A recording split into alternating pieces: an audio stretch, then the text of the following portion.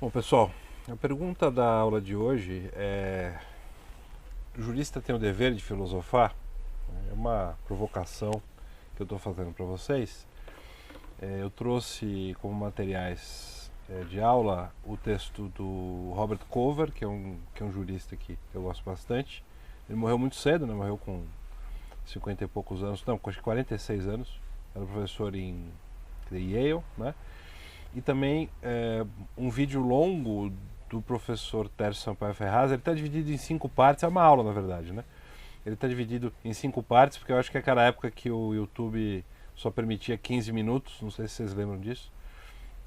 Mas acho que acho que mais ou menos uma hora de fala dele. Os dois textos convergem, né, eu acho, para uma discussão que eu gostaria de fazer aqui com vocês. Porque muitas vezes a filosofia é vista como algo muito abstrato, né, algo que está fora da nossa atividade prática, né, uma especulação assim meio sem razão de ser. Ela também é isso, né? É um conhecimento, é uma tentativa de dar sentido para o mundo de maneira bastante livre, para a gente se perguntar o que as coisas são, por que nós estamos aqui, né? Para que a gente serve. Mas a filosofia tem um aspecto muito prático, especialmente quando a gente fala de juristas, né? Porque ela tem um impacto sobre a nossa maneira de atuar profissionalmente, até onde eu posso compreender, e também da nossa maneira de ser cidadão, né? De ser cidadão e cidadã. Eu vou partir de uma frase do Robert Cover, que está no texto e, enfim, está ali na descrição do curso da aula de hoje, né, que ele diz o seguinte, que a interpretação jurídica se faz num campo, num espaço de dor e morte. Né? Uma frase bem forte, assim, bem de efeito, mas eu acho ela muito verdadeira e acho que ela coloca a gente num lugar importante, assim, situa, né, a gente num lugar importante, que é um lugar de responsabilidade, né? Acho que isso é o ponto que eu gostaria de ressaltar na área de hoje. É um lugar de responsabilidade, né? Nós que, enfim, vamos ser juízes, advogados, promotores, promotoras, né? Vocês que vão exercer as profissões jurídicas, vocês podem eventualmente prender pessoas, né? Ou levar pessoas a serem presas. Vocês podem se apropriar ou destruir o patrimônio de uma pessoa, né? Se apropriar dos bens dela para serem eventualmente vendidos. No Brasil não pode, mas no limite, em certos países, você pode inclusive matar pessoas. Né? Então o direito não é brincadeira. Né? O direito não é brincadeira nesse sentido, porque a gente está lidando com um aparato de poder, né? Um aparato sancionatório que tem capacidade de sanção ou de coercibilidade, como alguns dizem, né? E que pode atingir a vida das pessoas, o patrimônio, a imagem das pessoas. Né? Ser encarcerado não é a coisa melhor para sua imagem, né? Ou ser condenado numa ação de danos morais. Né?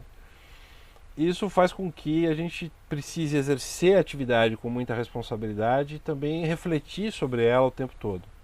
Né? Refletir sobre ela o tempo todo e justificar o que a gente está fazendo. Né? Justificar o que a gente está fazendo o tempo todo. Né? Muitas vezes na história da profissão jurídica ou da, enfim, atividade de advocacia, né, e de judicatura, já houve momentos em que profissionais e profissionais se perguntaram, né, será que eu devo aplicar uma lei que é injusta, né, o que é evidentemente injusta, né, que, por exemplo, estabelece o dever, né, ou estabelece a possibilidade de se exterminar pessoas, né, se matar pessoas, né, ou de se prender pessoas de maneira completamente arbitrária. Né? Será que essa lei é justa? Uma lei de uma ditadura, por exemplo, ou a gente vai dizer que essa lei tem que ser cumprida? Né? Não vou dar a resposta para isso. Isso vai ser discutido ao longo do curso em vários textos, mas é uma questão que os juristas já se levantaram e que o cidadão também, claro, já se levantou, quer dizer, já levantou, né? Já colocou para si mesmo. Mas os juristas também se colocaram isso. Né? Será que uma lei que manda exterminar uma raça inteira, como, sei lá, aconteceu durante o nazismo, né, é uma lei que deva ser aplicada, mesmo que ela tenha sido produzida pelos órgãos competentes, ou ela não deve ser aplicada? Né? Essa é uma questão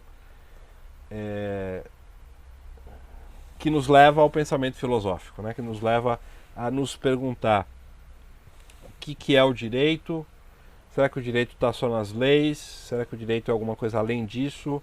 Né? Será que eu posso levar essa alguma coisa para além da lei em conta na hora de decidir? Ou eu devo decidir exatamente como a lei veio do parlamento, etc, etc.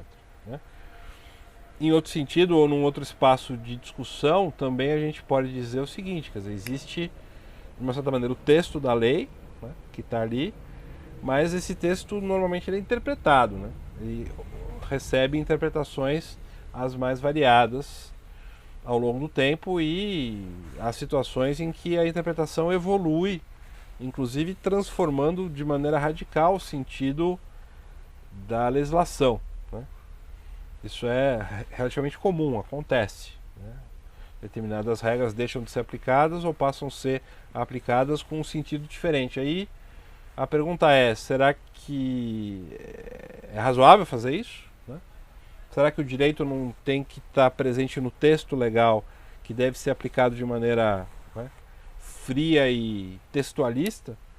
Ou esse espaço de interpretação é algo legítimo, que a gente possa utilizar, né, e possa ser o tempo todo problematizado, de tal maneira a dar um sentido para a lei diferente, talvez, em determinado momento histórico do momento anterior. Essa também é outra questão que a filosofia do direito trata, né, da qual ela trata, né, e que está posta, enfim. Então, tanto a discussão, né, quanto o fundamento das leis, né, e a sua obrigatoriedade, quanto a discussão sobre a interpretação das leis e o espaço que a gente tem para fazer isso, são questões de filosofia do direito.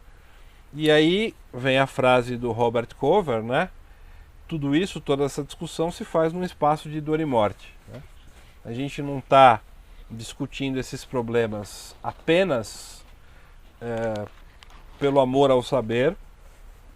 Essas discussões e as decisões que a gente for tomar com base nessas discussões podem, né, encarcerar pessoas, podem atingir o patrimônio de pessoas, podem eventualmente, em determinados países, gerar, né, a perda da vida dessas pessoas. Então, é importante exercer ou ocupar esse lugar de jurista ciente do peso dessa responsabilidade, né, e pensando nas consequências também dos nossos atos, independentemente da posição, né, filosófica que a gente ocupe. Né, porque a minha mensagem para vocês não vai ser apresentar uma única maneira de pensar, né, ou uma doutrina, né, filosófica que vocês devam seguir.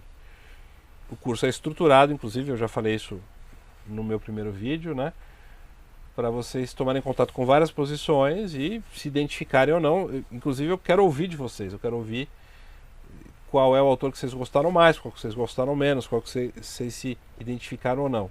Isso vai ser... Eu vou pedir isso nas tarefas, né? Porque eu estou realmente interessado e quero entender como é que vocês pensam.